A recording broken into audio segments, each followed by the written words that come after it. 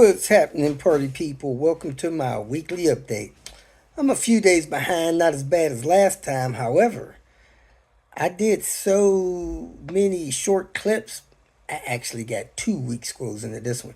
You guys let me know if these longer segments are okay for once a week, or if it turns out to be 22 minutes like this one would have been, just do the 22-minute one. I don't know if you guys are okay with these long versions or not. But like I said, this time I was able to get 2 in.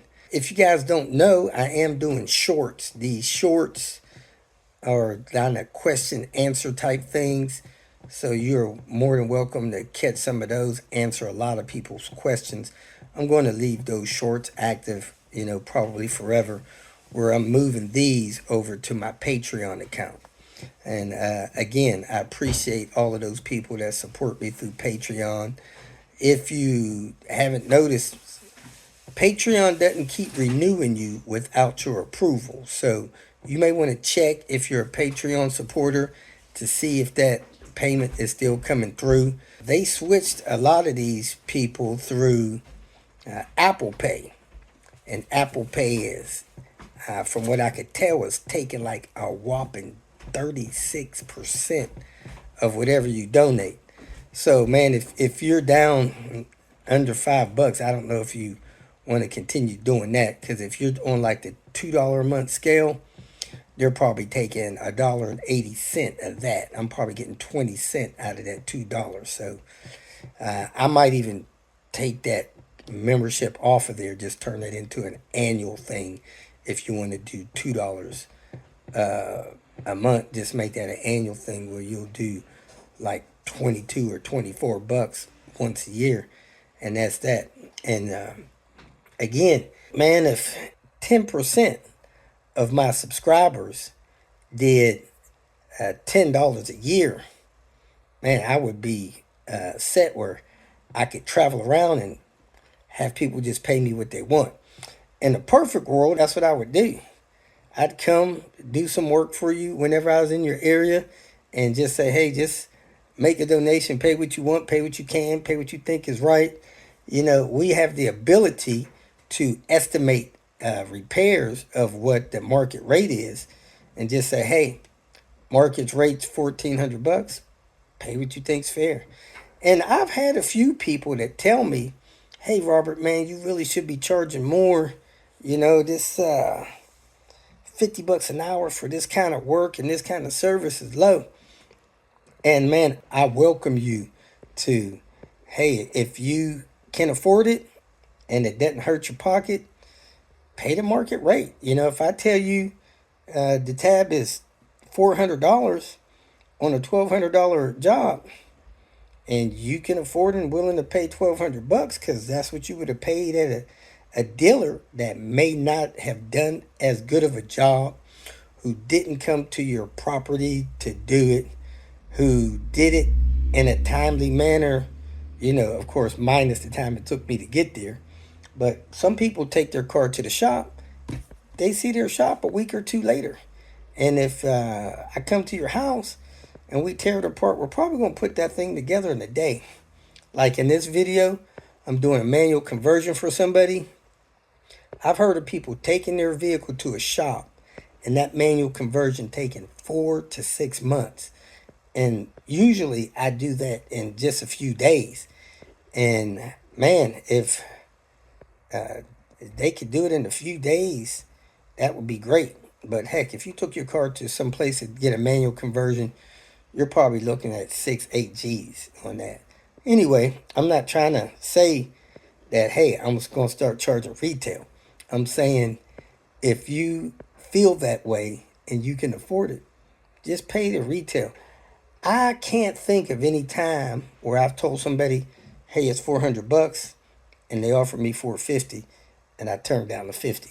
It's just, I have living expenses, and pretty soon I'm going to be too old for this kind of work, and I'm going to have to find something else to do, or I'm going to have to live on the $3 I got saved up. That's not going to be fun. But anyway, you guys get the point.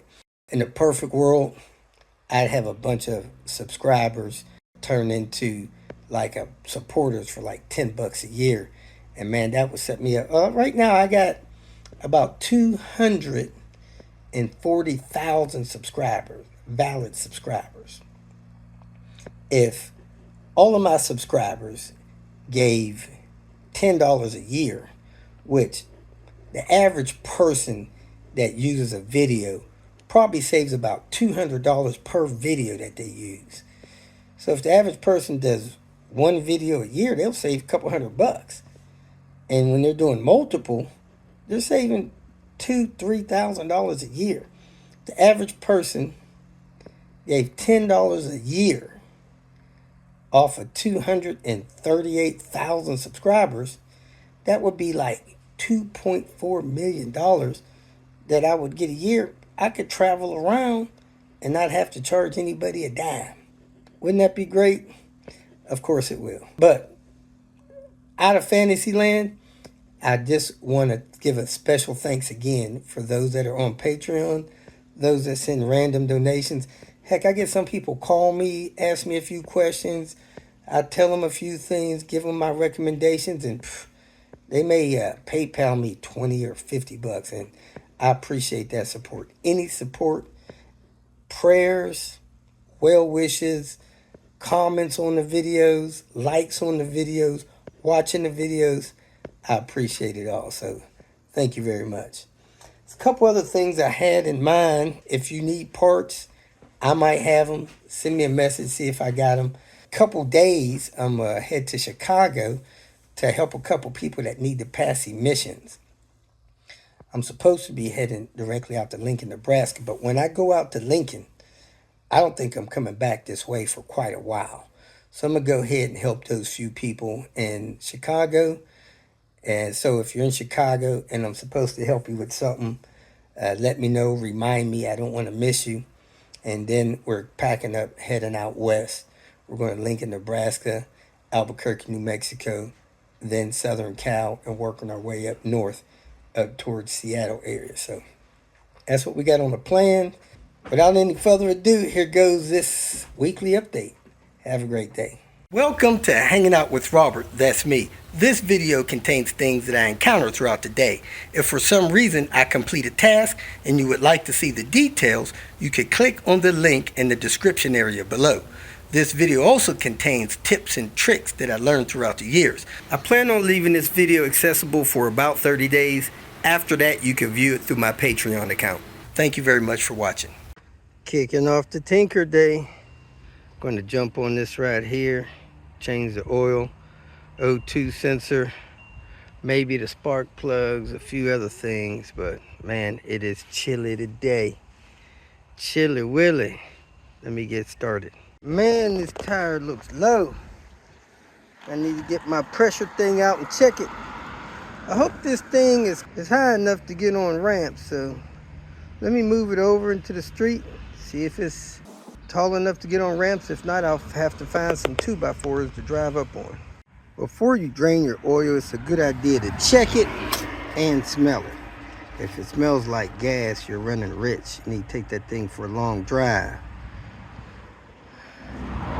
Man, my level's perfect. Smells less of gas. It was smelling pretty bad a couple days ago, but let me go ahead and drain it, change it.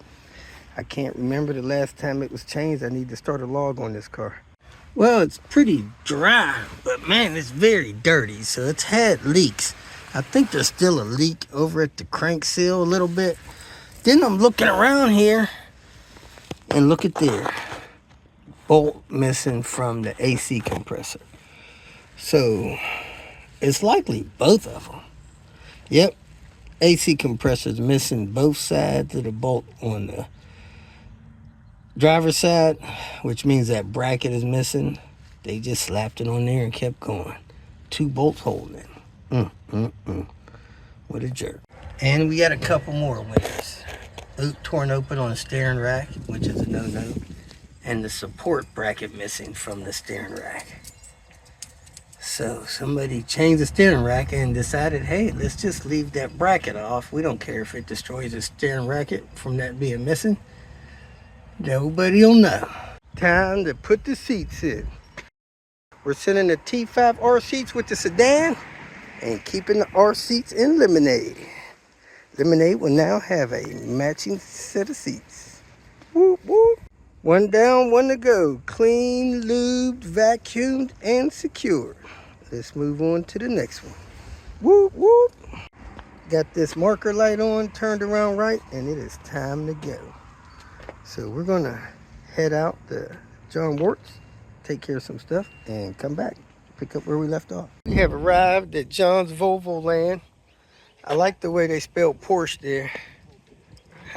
Never noticed that before. China Garden, Harrison, Ohio, just north of Cincinnati. At the China Garden, we're trying it out. Looks a little different, but we'll see how it tastes. Got a few things in storage, a few things out of storage.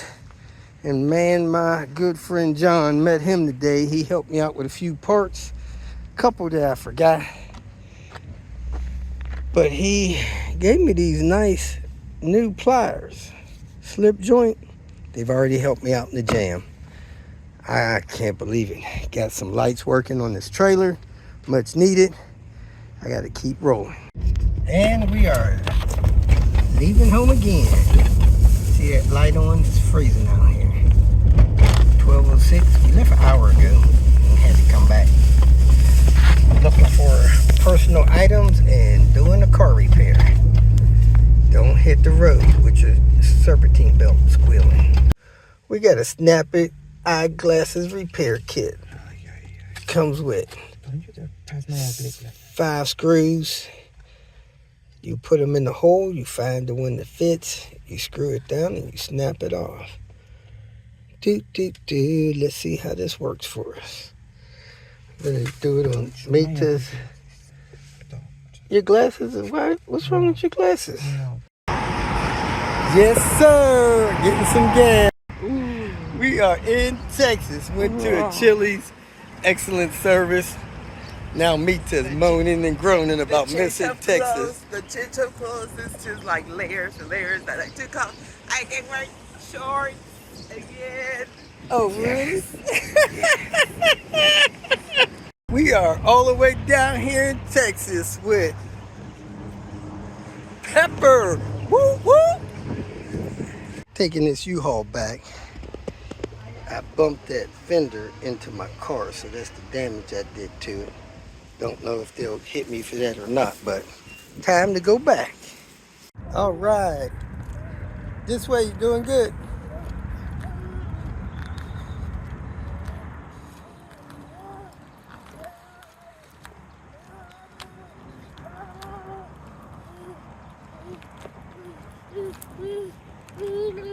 Be careful. Be careful. About to start some more mechanical restoration on Pepper. Matthew went through the post-purchase check. Found it absolutely to be perfect, so we're going to ignore that list and go on with a good list. So I'll slide this thing down here and try to catch the date on this pump and see if it's moving.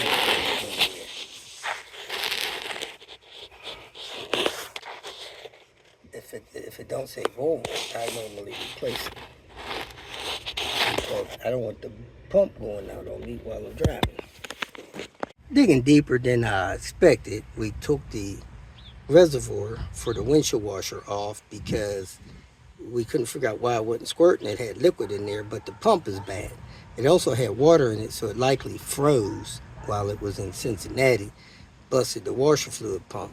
You can hear the pump running, but it won't pump anything.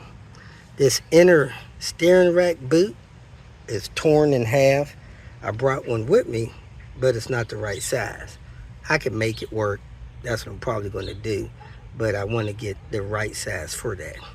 You can see the sway bar end link bushing, or the sway bar bushing, is worn on this. I thought this had anti-sway bars on it, but it doesn't. With the car lowered, really didn't need it. The strut boots are missing and the strut bump stops are missing. These struts are bottoming out with the suspension being lowered. I think this hub is bad. so we might replace it. I got to make sure I got the tool to get those screws out. We took this wheel skirt off because it was torn up. We have a crank seal leaking. We also have a aftermarket water pump on here, which we're going to likely replace that. And probably the timing belt idler, because if the water pump's aftermarket, that's probably aftermarket too. And this outer tie rod end is blown, so we're going to be replacing that.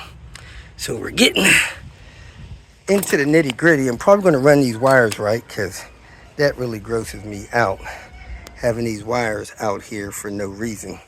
I'm going to see what kind of bulbs that take. Two of the bulbs are out here. These, I think they call them puddle lights, and all five are out here.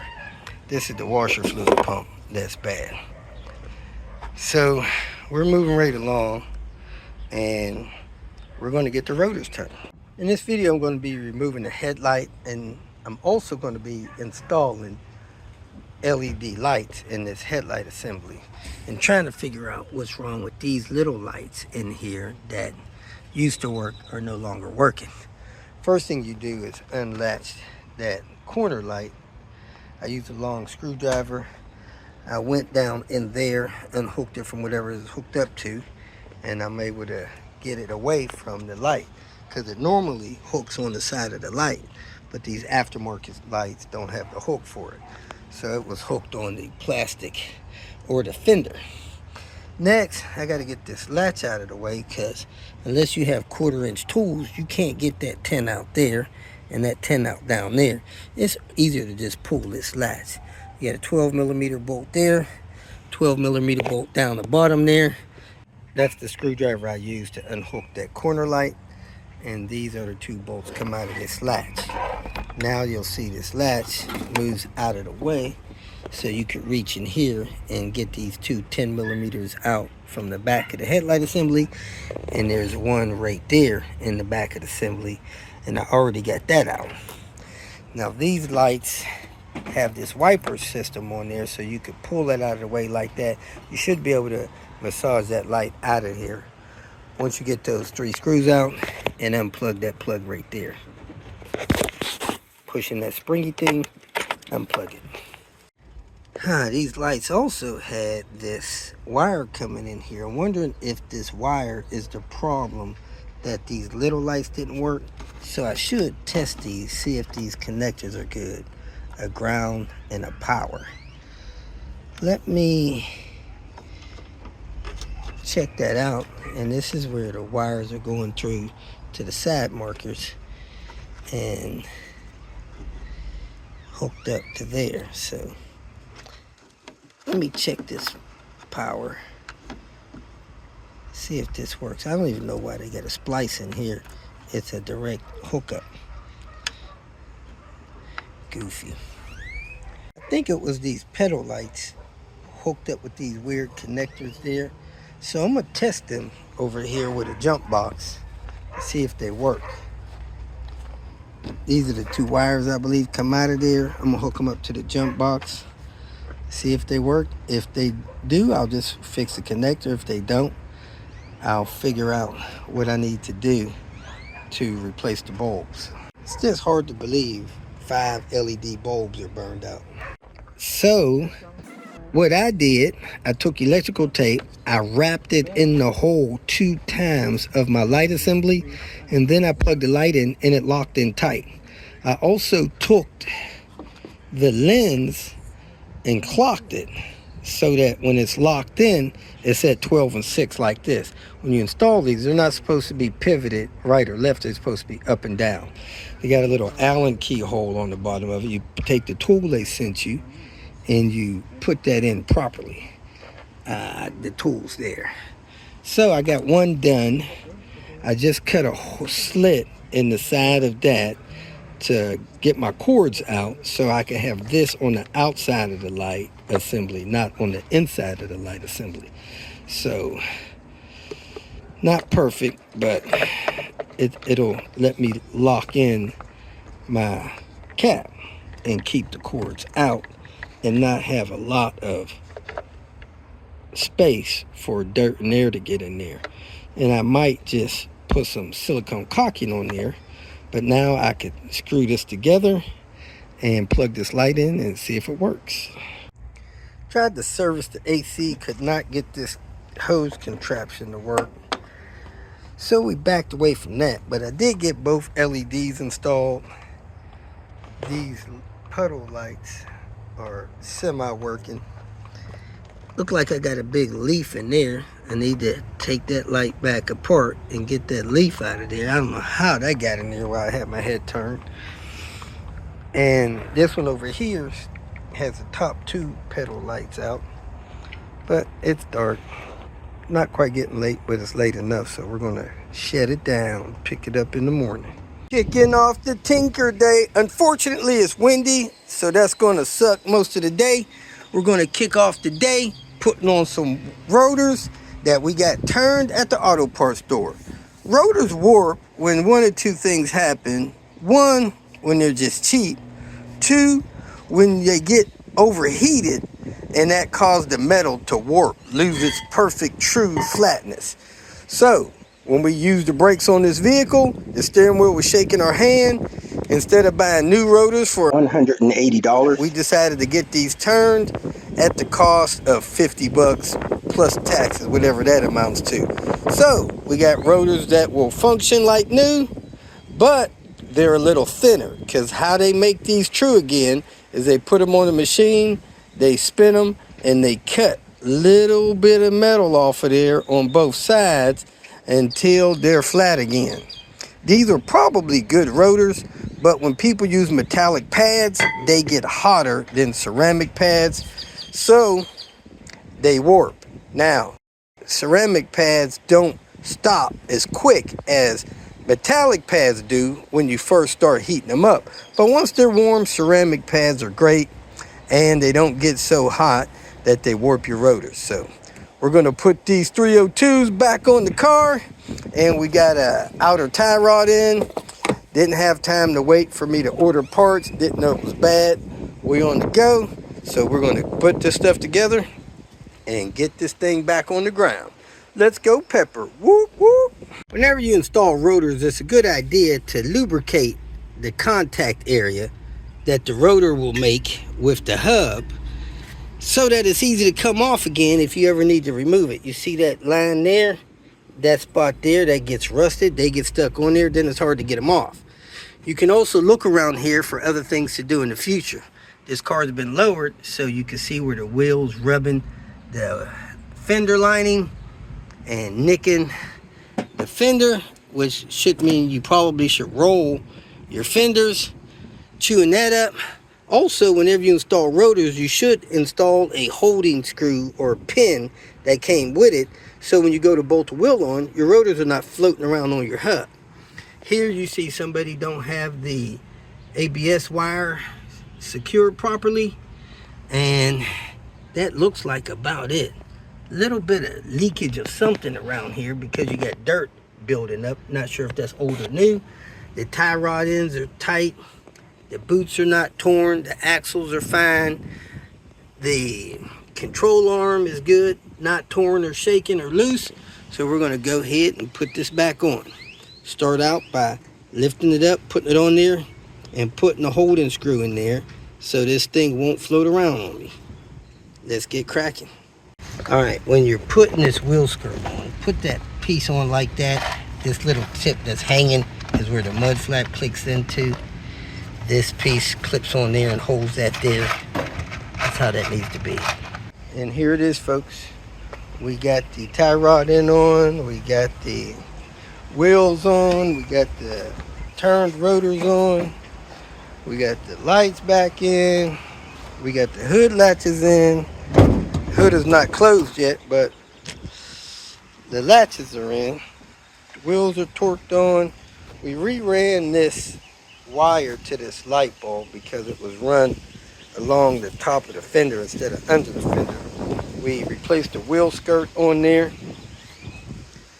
Got a little bit done today. We'll do some more maybe later today or soon. Liner time. And we found out that eroded had got in the headliner and made a bed up there. We got rat poop, folks. Jersey beige. That's the part number. It's been up there since 95. Maybe I'll cross that out and put 2025.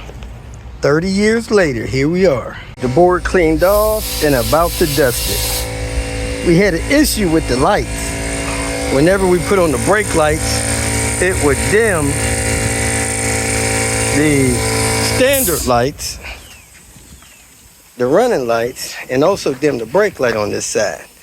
I disconnected the wire from that tow hitch controller, and that did not fix our issue, so we have to keep troubleshooting that. We didn't have the headliner material with us. We cleaned the board off and got onto other tasks to take care of around here.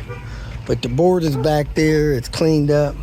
We do have the new headliner material now, getting ready to do that. But in the meantime, we decided to fix up our connections for our new sun visors going in and hook up an IPD boost gauge. The IPD boost gauge only has 3 wires. They hook up there. You have a black, a red, and a white. Black is ground, red is hot ignition on for a bright light, and the white is the light dimmer. So you want to hook that up to a light switch source, which I did. Down here, we got the accessory plug. The brown wire with the black stripe is a switched power. So when you turn ignition on, it'll fire that light up. Then the other wire, I don't know, it's like a pinkish wire. That is a light switch wire. So when we turn the lights on, it dims this gauge down. And we had some connectors we hooked up to hook the sun visors up good. I put a ground connector on there. I'm gonna go under there and hook that up to that common ground post down there, and we should be good to go. Now, I'm gonna run the boost wire through the passage. Somebody ran a wire through the fuse box. I think that wire goes all the way back to the trunk. But I'm gonna go ahead and disconnect it from the battery, pull it in through the fuse box, and run it through the passage as well.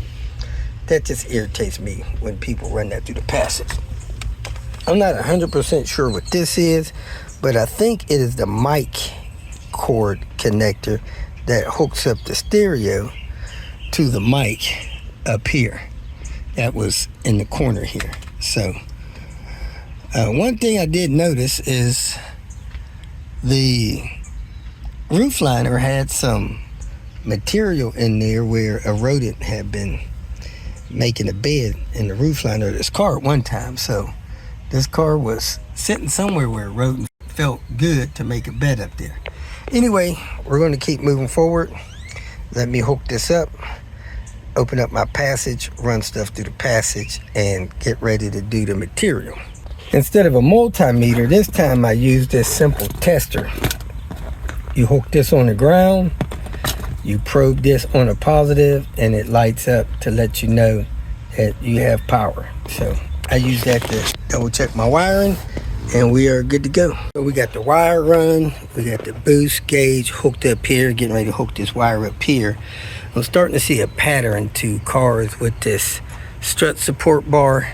People are not taking the strut support bar loose to get this windshield firewall cowling removed, and they're cracking and breaking these things, so I need to replace that.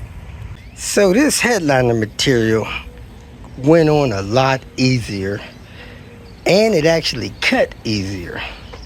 So on my cars, I'm only going to use this stuff. I'm not using that stuff from Hobby Lobby no more. That stuff is very unforgiving.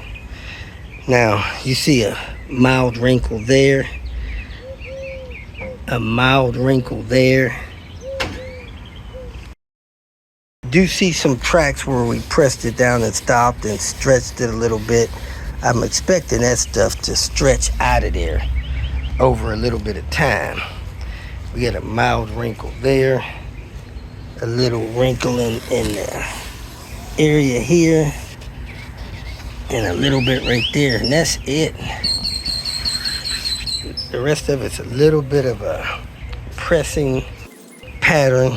We were pressing hard instead of lightly pressing. I think next time I'm gonna try lightly pressing to see if that leaves less of this. But we're gonna check in a couple of weeks to see if you can even tell that was done. So let me go pop this board in and secure it and try to wrap this up for the night. And we got done with Pepper for the night. I think I need to adjust the headlight beam. That thing looked crazy. But we got the headliner done. We got the boost gauge installed and got a power line rerouted. Maybe a few other knick-knack things, but we are done for the night. Amazon trunk lights. Not this one. This one came locally from a parts store. These came from Amazon, and man, they light up your trunk like no other.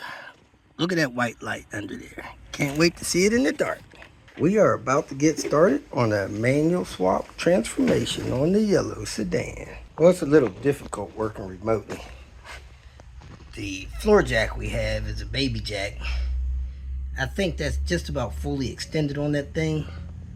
Neither tire is off the ground yet, so I need to try to find myself a floor jack and some bigger jack stands. These jack stands I have are kind of miniature. They may be fine for changing the rotors and stuff, but I don't think they're real good for doing a manual swap. So let me hit up my local guy and see if I can get some help here. All right, I got this thing fully extended. One tire off the ground. The other one is still on the ground.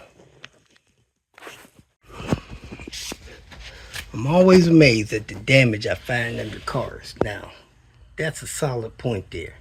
Subframe point. Back of this triangle, okay, not so much. But why people cave in the floor here, cave in the floor here, knock the plug out of there and smash that in with some jack or something. Got a dent in the floor there, dented up the floor back there, when clearly way back there is a place where you could lift the back of this car. Sad people do so much damage and hand you an invoice for the damage they've done. We got the yellow Bilsteins. Now we are upgrading these brakes to 302s, so I'm gonna go ahead and take these calipers loose and go from there. Got the caliper apart, but anytime your boot is blown out of your caliper, it's already bad. Whether you know it or not, it needs to be replaced. We have some needy guests that have arrived for some help, so we're going to clock out of Arian's about a half hour ago. Let me move a couple of his car, eat my lunch, and help them. We don't think mileage is correct because possibly the cluster has been replaced. The cluster is reading a lot more than the OBD1 port's reading. We got the dash out. Man, a lot of pieces. Every mount was busted on here. We even lost a stud out of the strut bearing. So we got to get that back in. Right now we're switching over parts from the 95 dash to the 96 dash to make it a 95 dash. We're also got to be careful that we don't forget to switch over this VIN plate right here. So we're going to take that out and switch that over. Moving one step at a time. We got a nice dash pad here. We are pretty much done here. Somehow, I think when someone was putting this strut bar on, they banged on this cast bolt and knocked that thing down in there, and it fell out when we pulled this off, and we're looking for that. Yesterday, we had a major distraction. We was expecting a distraction. It was major nonetheless, so we had to stop our manual swap to help somebody that was passing through town with a dash replacement and some other bits, a door replacement, stuff like that. Well, those folks got about 2.5 hours away, realized they didn't have any brake lights, so they say they're coming back. They're going to drive 5.5 hours so I could try to fix their brake lights. Hopefully that'll happen. In the meantime, we're getting back on this yellow. We got several things going on. We're going to do fluids. We're going to do a manual swap. We were messing with the headlights. The corner lights were European. They were actually melting the housing. So we're going to try to alleviate that deterioration. And we're draining fluids right now so we can get this manual swap cracking. Everything is coming off relatively smooth, and I get over here, that's got a different nut holding this skirt on, and somebody's got the brake line twisted, so when you turn the wheel that stresses the brake line, so we're going to fix that. Let me go ahead and get this caliper off, then get the caliper bracket off, and keep moving forward. Everything's coming to loose fine, almost rust free. I got everything under the car either loose or broke loose. Now I'm gonna work on top, get this battery, air box, all that kind of stuff out of here so we can get to the transmission bolts. Whoop whoop. All right folks, we are having some progress, but we're clocking out, getting ready to work on some brake lights. 6 hours and $100 later, we got brake lights. It was a bad switch. $30 switch. Where you get it from? Rock Auto or just eBay or what? Amazon somewhere online. It didn't even last a week. Ouch. Corner light's falling off. Got that resecured. Was checking the cruise, pulled the tray up to check, make sure the vacuum line wasn't messed up. Since it wasn't, I looked under here and one of the wires is disconnected from the pump. So maybe that'll fix his cruise. And on this 2,000-mile drive he has to do, he'll have cruise. Let's cross our fingers. Plug that in. We are still pulling this apart. Found the oil pan crack, and I had seen that before in the past. So he had an engine replacement, and somehow when they replaced the engine, they cracked this oil pan right there. I don't know if I showed you guys that before, but for some reason the way it's cracked, it's not leaking. They never put a bolt in there to close that up. Then back here on the back, the top bolt, the transmission to the engine was not in. So right now I got most of that stuff loose. I'm about to lower the subframe, but I got new jack stands, so I'm gonna put decent jack stands under there, raise the car up some more so it's easy to get under here. And we're gonna keep rolling forward. He just brought his other car, his V70 home, and man, that thing lost a lot of coolant on the way home. So we're gonna be replacing a radiator on that here soon. But let me go ahead and get this axle loose on the back of here, get this car jacked up some more so I can get this subframe job and get this transmission out. We have the subframe down and out of the way. I'm going to take the flywheel bolts loose. I may tie this rack up to the exhaust. That's what I think I'm going to do, get over there and tie it up on the exhaust so it's not hanging on that knuckle over there. I'd rather have that supported a little better. So let me grab a wire and do that. It's the pain you got to suffer when you're dealing with people with new toys. I asked this guy 4 times not to turn this heater on in this garage. He installed it here. Last time I was here, I think you all remember that. It was a nice, comfortable, maybe 55, 60 degrees here. I had my little sweatshirt on, keeping my arms and stuff clean. Turn around and look up at this heater. Look at he's got that thing set to. I'm already trying to get a headache from how hot it is in here. I don't know how hot it is right now, but man, it's hot.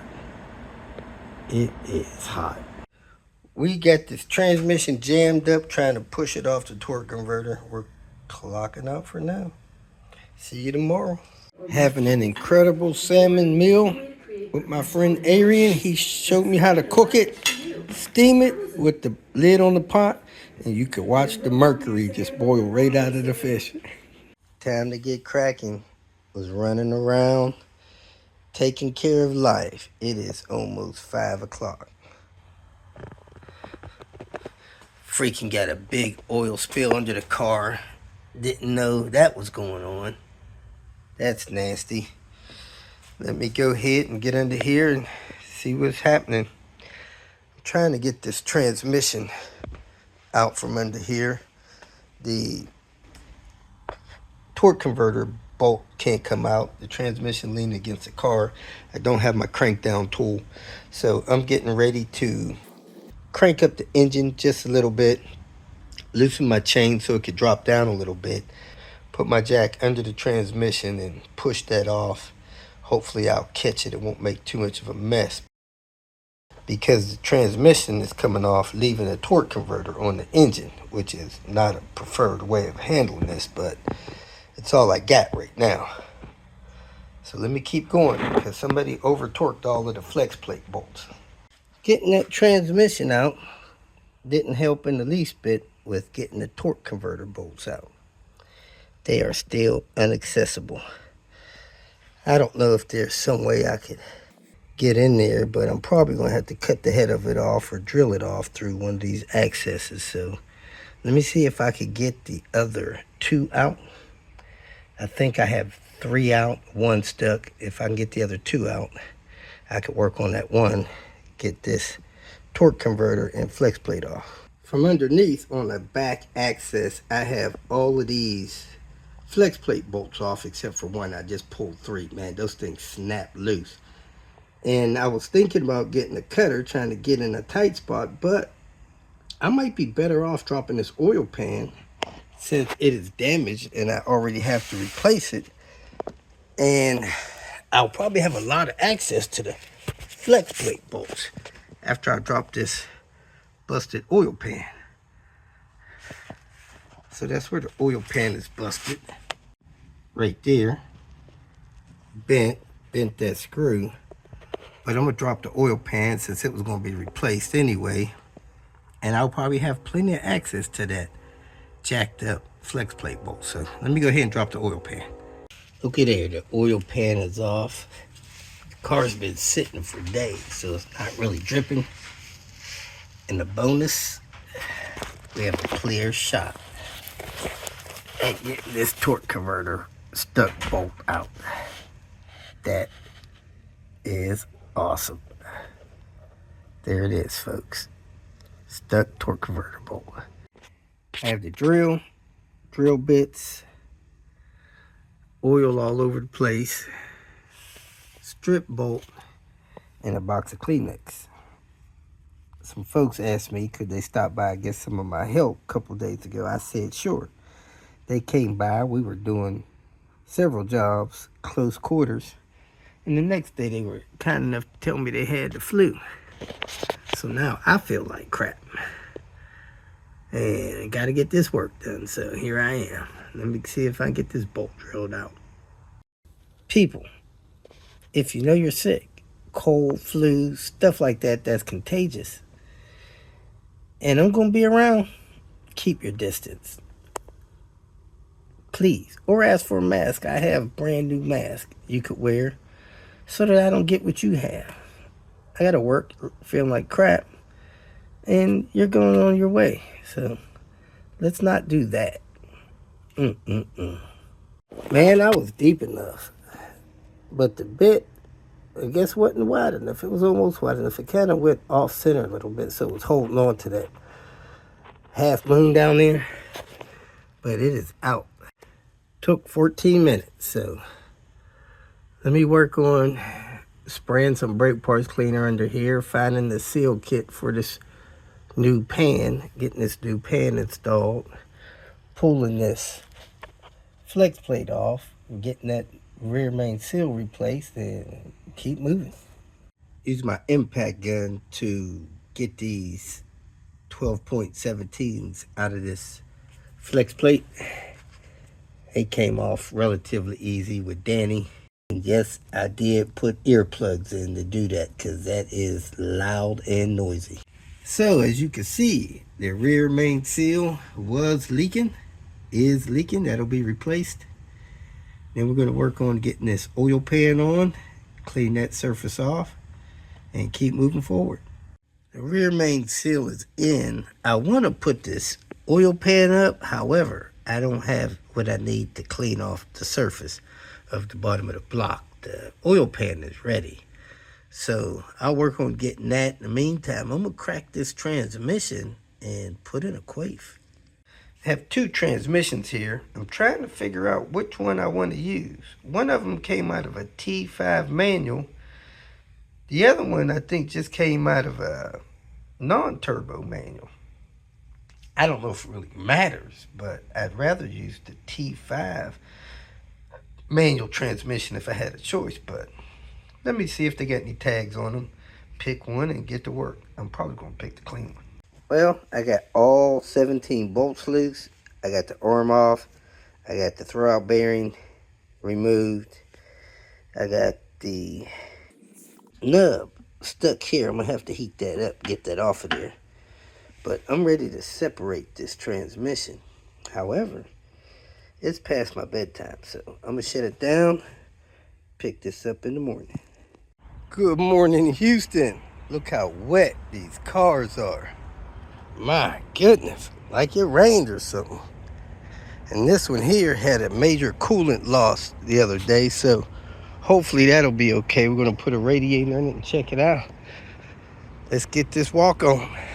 Well, folks, it is time to get cracking.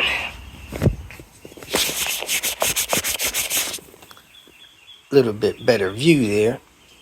I'm gonna start off by putting the clutch kit on this thing and start dropping these struts, tearing them apart so we can rebuild them.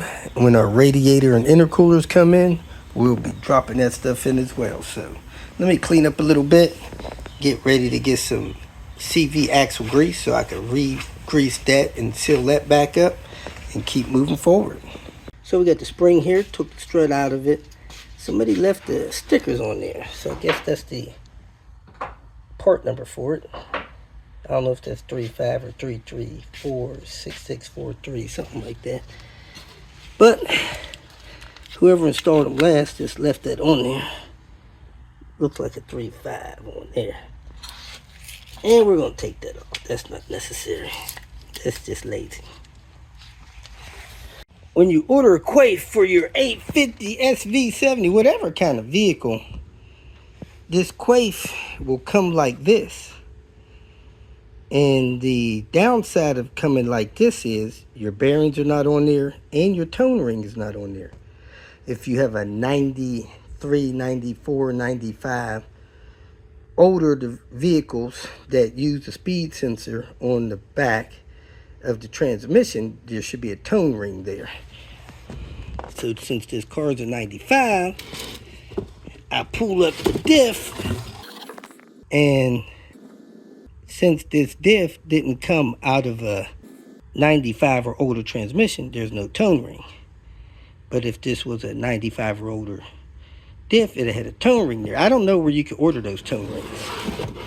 But if it is a diff out of an older transmission, 95 or older, you can get the tone ring removed from that and put on your diff, your quaif, or whatever kind of diff you're installing, and then you will not need to rewire your speed sensor wire to an ABS sensor.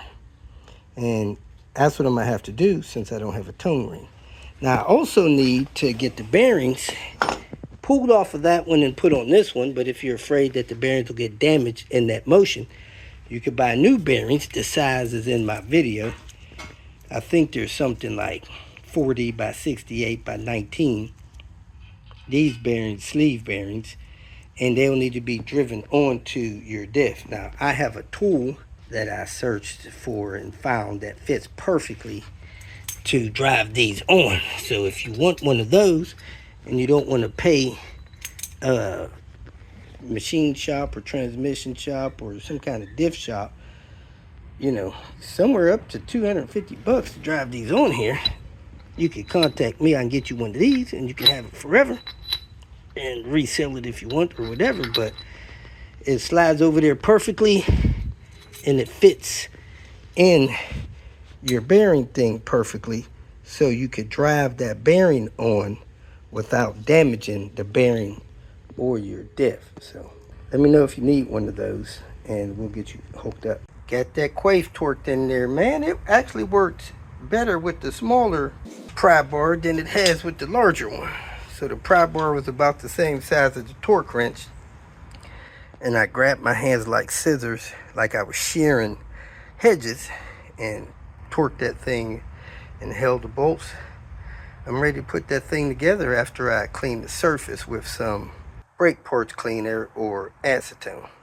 Let me get that sealant, clean these surfaces, and ready to put this thing together. I just noticed on this transmission, these things are brass, I guess, and on the older transmission it has plastic tips on that. So I guess that's one less thing that could break or disintegrate in here. But I got the quaife torque down. We're going to go ahead, put the magnet in place. I'm going to clean this surface. I got that laying upside down so it could drain out any oil in there. And I'm going to put the little bead of sealant in there, put this thing together. Let me check my torque value on my last video. Got this transmission almost all the way together. It's torqued down and closed up, and I've been rung the dinner bell. So we're going to shut this down, lock up what we have to lock up, and go have dinner. Woo woo.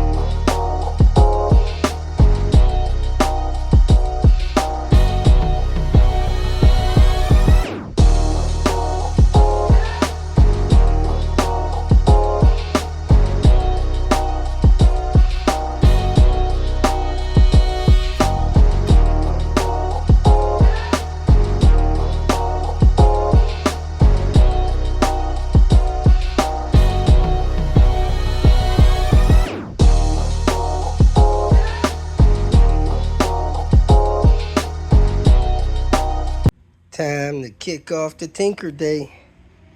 Got a few things done yesterday, not as much as a Superman could have. Got one of the struts rebuilt, the transmission done, a few other suspension things done, and got some stuff cleaned off. Man, got the knuckles laying on the ground here. So first thing I'm gonna do is put together that other strut assembly that goes on the front. After that, I'm going to rip this inside in and out, get everything going there. And I have very little space here. I don't even think I can open this door all the way. So I might have to pull some stuff out there. Definitely one of those chairs. And be able to climb in there and do that stuff from the inside. And then I could hang this transmission and put the subframe and everything back together, and maybe do some heater hoses and get this car running tonight, and then we'll see what we could do tomorrow. I got in touch with doctor's appointment stuff I got going on. I need to be home by Monday, so I got to wrap this up by tomorrow night.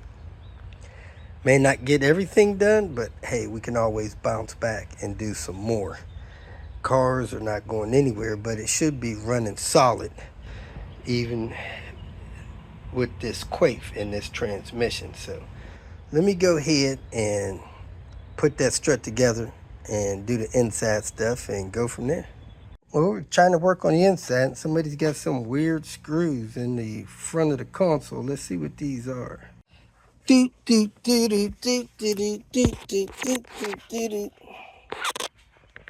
That is T20s, maybe. Maybe they're T20s. Let's try that tool. And it looks like we have a heater core leak, folks. Man, that may be an original core. Guess I'll replace this firewall junction and stuff on this one. I got the steering wheel pretty straight. It's locked just barely to the right. And this is where this joint sits. So I'm gonna try to remember that and maybe put a little mark somewhere to try to get this thing back here. But it's always a hassle taking this joint apart and putting it back in the right spot. So let me try to do that. Back from running errands and back at it. I have no idea what's going on here, but there are a lot of ants crawling around on this car. All along this roof trim. Probably a jam of dirt in here somewhere. Oh, some came out when I did that.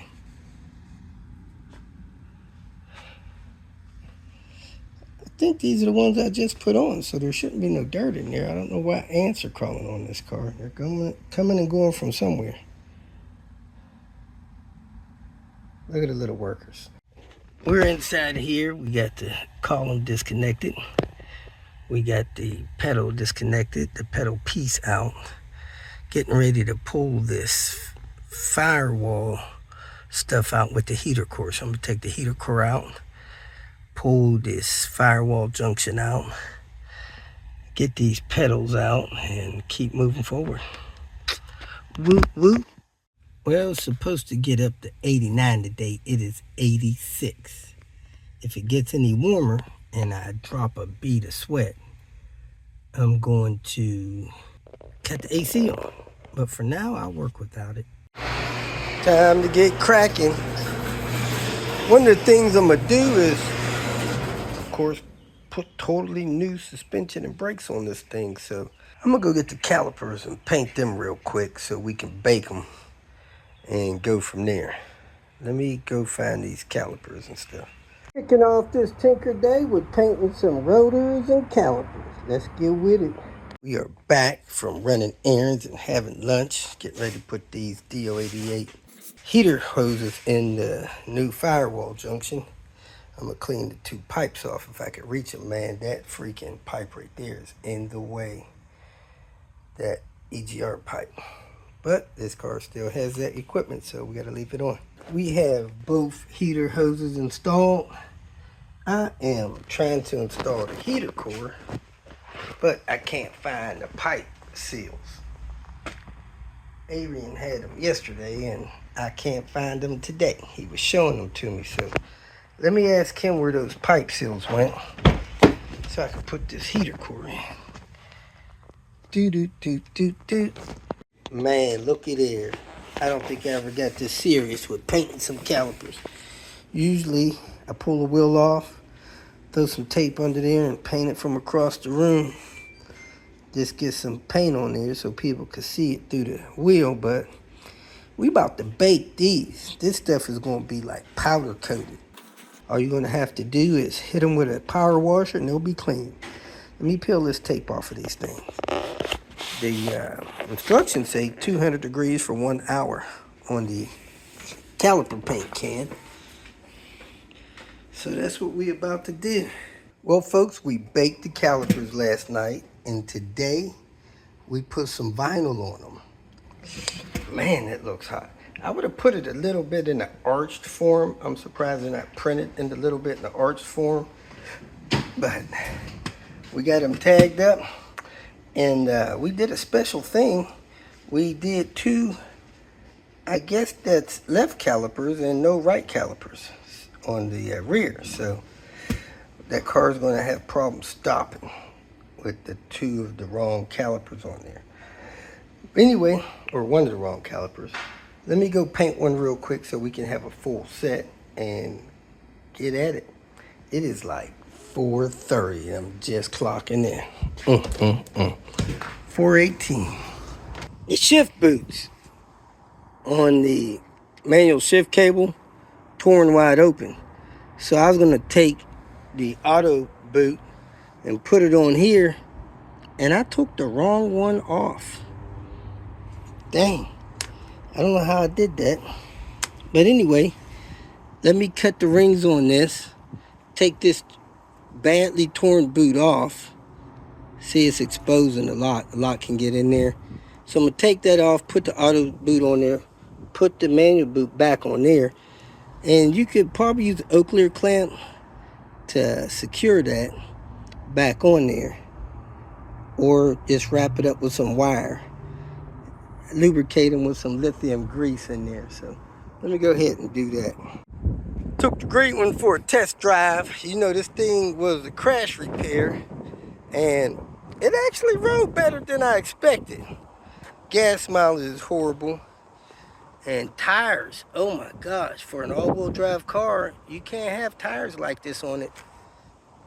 You need matching tires. This tire here is 12, 14, 11 years old. I wouldn't move this car again without tires on it. Matter of fact, I would take the tires off, go get them, and then bring them back, put them on, because if you drive this car far with not matching tires, you could destroy the all-wheel drive system. So anyway, I think you get a few miles, 35 miles an hour is the best, but I don't see any leaks. It's sitting pretty good. Rode better than expected. I think the turbo is blowing off prematurely. I can hear it when they start getting into it, but these ain't the cars you get into. I got the cables in, I got the pedals in, I got the clips in both pedals. I got to get the spacer for this thing here. I thought we was going to replace a throttle cable, but it turns out it's a hood release, which I'm not going to fool with. Now, I got to get this car together before I start jacking around with extra stuff like that. So I'm going to go ahead and secure the steering column with this hardware here, and then roll that carpet up because I have everything in with the heater core. Okay, we got the gooseneck in too, so let me go ahead and work on getting the shifter in and locked down. Here we go, folks. We have the manual center console piece cut and mounted into the center console for the R. R for the win. That's the inside of it, so your boot can snap in and not come loose. I'm going to ask the owner if he wants to keep his nice, clean, shallow pocket, or if he wants the deep pocket. I have the deep pocket with me. I hope I got the deep pocket screw cover. I think John Wart said they sell those, but well, heck, he said that might not even have been the deep pocket screw cover. But anyway, let me see what's going on here. Snap this back in place and ask him if he wants that. Well, folks, it is 8:30. I'm not going to start nothing else. I'm going to tap out. We're going to pick this up tomorrow. If you made it this far, I trust that you found some information that was either useful or entertaining, so go ahead and hit the like button. And if you would like notification of future videos that I post, please subscribe to the channel. I appreciate your support. You can follow me on other social media apps by looking for @RobertDIY. Some form of that should bring up the other channels that I have on places like Twitter, Facebook, Instagram, and so forth. If for some reason you need some more personal help, go to my website at robertdiy.com and use the phone number that I have posted there to send me a text message, or you can email me. If you have questions or comments, please make a comment below. And if you'd like to make some kind of financial contribution to what I got going on here, go to my channel and hit the more link at the end of the introduction statement, and it'll show you different ways that you can support me financially. Again, thanks for watching. I hope you have a great day.